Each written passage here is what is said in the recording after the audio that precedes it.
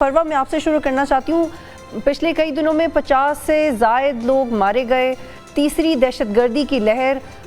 ہر دفعہ ہم دیکھتے ہیں کہ ایک اسٹریٹجی بناتی ہے گورنمنٹ، لیکن بدترین حالات دیکھ لیے ہم نے پچھلے 17-18 سال میں. تھینک یو سو مچ بطول and congratulation for new venture جو آپ نے شروع کیا ہے، اور wishing you best of luck. اچھا، آپ کا جو ٹاپک ہے وہ بڑا انٹرسٹنگ ہے، کیونکہ پاکستان کی ہسٹری کے اندر ایک المیہ رہا ہے کہ ہم ایک عرصے سے دہشت گردوں سے نمٹنے کی کوشش کر رہے ہیں. ہم کلیئر بھی کر دیتے ہیں، لیکن پھر یہ پیدا ہو جاتے ہیں یہ کیوں ہوتے ہیں، یہ کارروائیاں کیسے ہوتی ہیں، ان کو کیسے کنٹرول کیا جا سکتا ہے. ایک بہت بڑا کوشچن مارک ہے ریاست کے اوپر، گو کہ ریاست اسے کنٹرول کرنے کی کوشش بھی کرتی ہے. لیکن میرا سینٹر آف انٹرسٹ وہ بیانات ہیں جو بلوچستان کی ریسنٹلی سچویشن کے اوپر دیے گئے ہیں. ہمارے وزیر داخلہ محسن نقوی صاحب جو کہ ایک بڑا ہی مضحکہ خیز بیان دیتے ہیں کہ ایک ایس ایچ او ہی کافی ہے.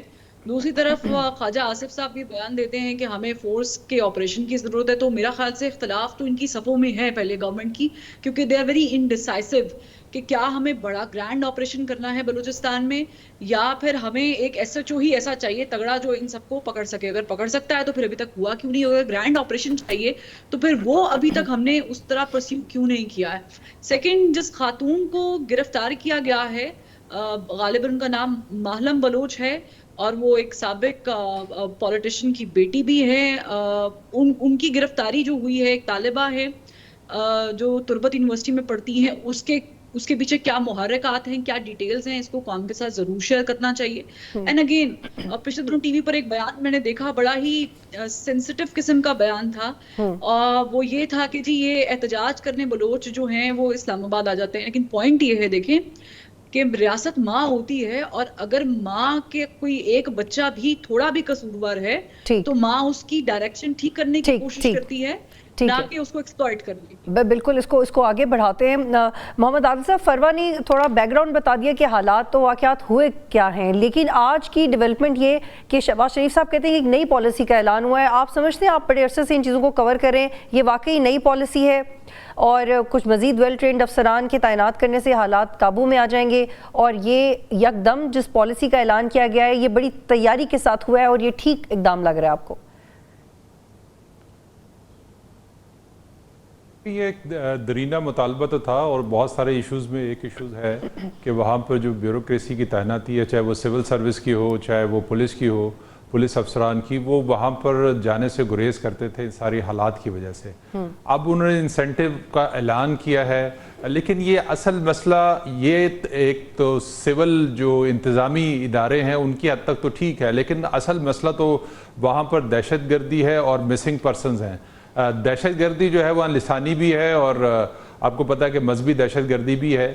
تو دہشت گردوں سے تو اس میں کوئی دو رائے نہیں ہے کہ ان سے بات بھی نہیں ہونی چاہیے، لیکن ان کے خلاف جو ہے وہ کوئی ایکشن جو ہے وہ ہونا بھی چاہیے. یہ 34 جو ہے سول حکومت ہے مشرف کے بعد، مشرف کے دور میں اس بلوچستان کے معاملے کو جو ہے وہ بوسٹ ملا تھا اکبر بگٹی کے بعد.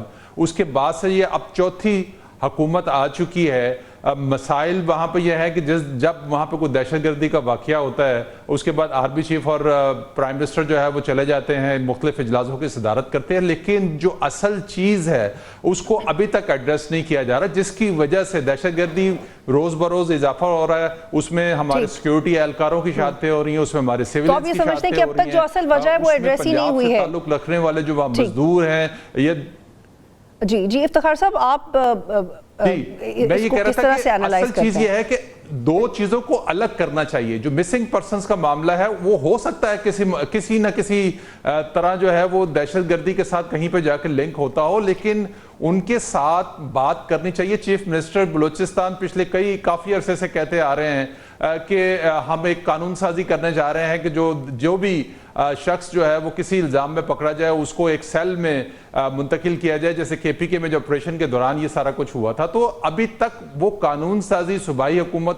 کرنے میں یہ بہت اہم نقطہ ہے. محمد عادل صاحب اس کو روکیے گا یہاں پہ کہ وہ ایگزیکٹلی کیا ہے، بتائیے گا اس قانون سازی کے بارے میں. افتخار صاحب آپ بتائیں، آپ کا کیا سٹینڈ ہے؟ جو آج شہباز شریف نے ایپیکس کمیٹی سے بات کی ہے، انہوں نے کہا یہ نئی پالیسی ہے، یہ ہمیں اکٹھے مل کے کرنا ہوگا، اور وی ہیو سم آفیسرز مراد دیں گے تو لوگوں کا مورال بھی ہائی ہوگا.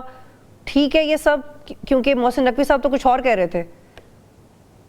دیکھیں کل سے جو اقدامات ہوئے ہیں اس میں ایک بہت امپورٹنٹ جو صوبے کا پروونشل پولیس چیف ہے آئی جی ان کو بدل دیا گیا ہے اور بلوچستان کے ایک لوکل آئی جی یعنی جو ان بلوچستان کے ریزیڈنٹ ہیں معظم جان انصاری کو جو ہے وہ دوبارہ بلوچستان پوسٹ جو ہے وہ کر دیا گیا ہے. یہ جو سسٹمیٹک چینجز ہیں اگر آپ سسٹم کو بریک ڈاؤن کر کے دیکھیں تو آبویسلی بلوچستان کے اندر لیویز اور پولیس کے درمیان میں ایک سیگریگیٹڈ ایریا ہے کیونکہ یونیفارم پولیسنگ کا کوئی ماحول نہیں.